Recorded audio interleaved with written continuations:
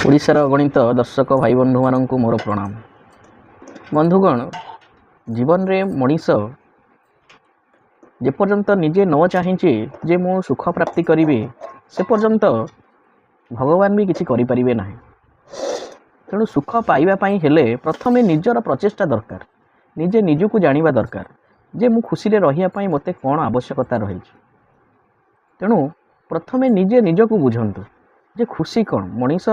ଭଗବାନ ମଣିଷକୁ ଜନ୍ମ କରିଛନ୍ତି, କର୍ମ ମଧ୍ୟ ଭଗବାନ ହିଁ ଦେଇଛନ୍ତି। ତେଣୁ ଯଦି ଆମେ ଆମ କର୍ମଟାକୁ ଠିକ୍ କରିନେବା, ତାହେଲେ ଆମେ ନିଶ୍ଚିନ୍ତ ଭାବରେ ଇଚ୍ଛା କରୁଥିବା ପ୍ରତ୍ୟେକ ଜିନିଷ ଆମକୁ ମିଳିଯିବ।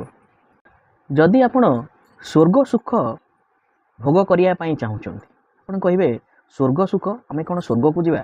ନାହିଁ ବନ୍ଧୁ, ସ୍ୱର୍ଗକୁ ଯିବା ଭଳିଆ ଭାଗ୍ୟ ଆମର ନାହିଁ, କି କୌଣସି ମନୁଷ୍ୟ ପୃଥିବୀ ପୃଷ୍ଠରେ ଜନ୍ମ ହେଇ ଆଜି ପର୍ଯ୍ୟନ୍ତ ସ୍ୱର୍ଗକୁ ଯାଇପାରିନାହାନ୍ତି। ସ୍ୱର୍ଗକୁ ସେଇମାନେ ଯାଆନ୍ତି ଯେଉଁମାନଙ୍କର ସ୍ୱତନ୍ତ୍ର ଭଗବାନଙ୍କର ଆଶୀର୍ବାଦ ଥାଏ। କିନ୍ତୁ ଆମେ ସ୍ୱର୍ଗ ସୁଖ ପାଇପାରିବା କେମିତି? ଦେଖନ୍ତୁ, ଇଏ ହେଉଛି ଗୋଟେ ବାସ୍ତବ ଅନୁଭୂତିର କଥା। ଯେତେବେଳେ ଆମେ ପିଲାଟିଏ ଥାଉ ବା ଛୋଟ ପିଲା ଅବସ୍ଥାରେ ଆମେ ବାପା ମାଆଙ୍କ କୋଳରେ ବହୁତ ଖେଳୁ, ତାଙ୍କ ଛାତିରେ ଭରା ଦେଇ ତାଙ୍କ ଛାତିକୁ କେତେ ଗୋଇଠା ବିନ୍ଧା ମାରି ଆମେ ବଡ଼ ହଉ। କିନ୍ତୁ ଦର୍ଶକ ବନ୍ଧୁ, ଆପଣମାନେ କେବେ ପରିଣତ ବୟସରେ ଯେତେବେଳେ ପିତାମାତା ବୃଦ୍ଧ ଅବସ୍ଥାକୁ ଚାଲି ଯାଆନ୍ତି, ଆପଣ କେବେ ନିଜ ଛାତିରେ ସେମାନଙ୍କୁ କୋଳାଗ୍ରତ କରିଛନ୍ତି କି?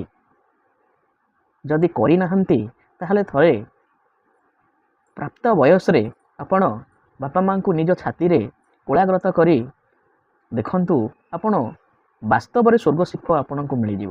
ଆପଣ ଯେତେ କଷ୍ଟରେ ଥାଆନ୍ତୁ, ଆପଣ ଯେତେ ଦୁଃଖରେ ଥାଆନ୍ତୁ, ଥରେ ବାପା ମାଆଙ୍କୁ ଛାତିରେ ଲଗେଇ ଅନୁଭବ କରନ୍ତୁ। ତାପରେ ଆପଣ ନିଶ୍ଚିନ୍ତ ଭାବରେ କମେଣ୍ଟରେ ମୋତେ କହିବେ ଯେ ହଁ, ସତରେ ଆମେ ସ୍ୱର୍ଗ ସୁଖ ପାଇଗଲୁ। ଜୟ ଜଗନ୍ନାଥ।